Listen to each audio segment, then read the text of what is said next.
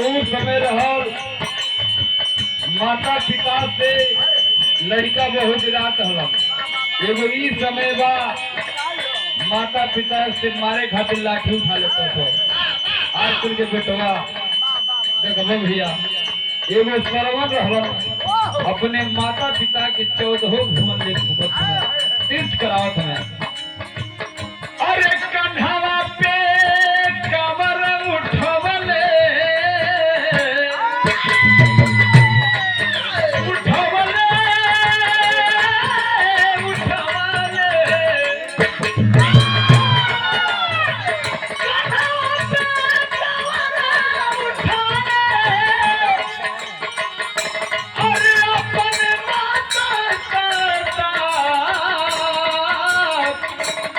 माता पिता के संघवा में लेके सेवा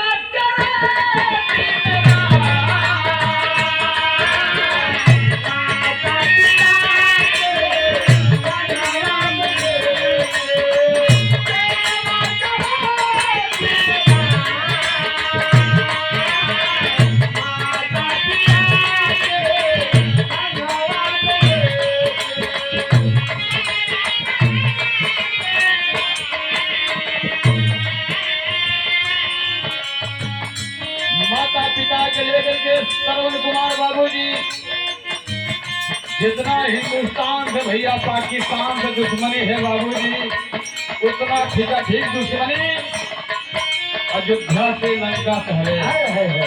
लंका के रावण सोचे अयोध्या नाश कैसे हुई। उस समय सोचे लगल एगो राम के भक्त सरवण है उनके कहीं मार दहनी तो पूरे अयोध्या नाश हो जाएगी। जो ही श्रवण कुमार भैया कांवर अपने माता पिता के तीर्थ करावत हमें पीछे रावण लग गया बाबूजी। झुलसा पे बाण लेकर के बाबूजी चल दिया पीछे पीछे। कुछ दूर पहुंचने श्रवण कुमार माता अंधी कहली बेटा प्यास लगल बा पानी पिला दो। लेकिन कैसे कहती कैसे अरे प्यास लगल बेटा पनिया पिला दो। अरे मन मारी बाबू के बात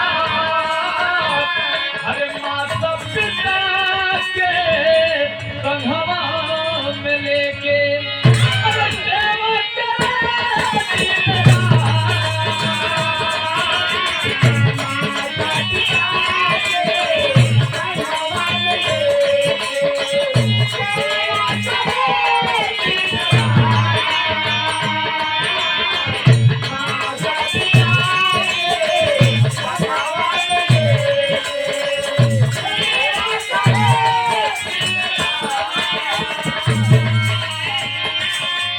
जंगल में भैया राजा दशरथ शिकार खेलने गए थे बाबूजी। अपने शिकार पे राजा दशरथ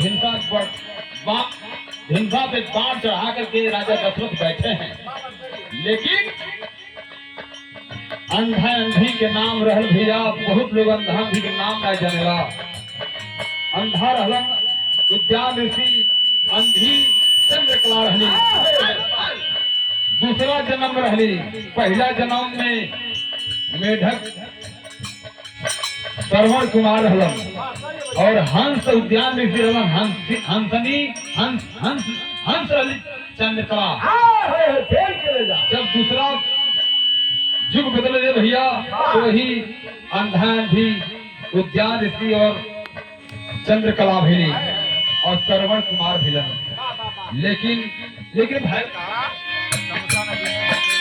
अरे तमुसा नदी में तो बड़ी डुबावती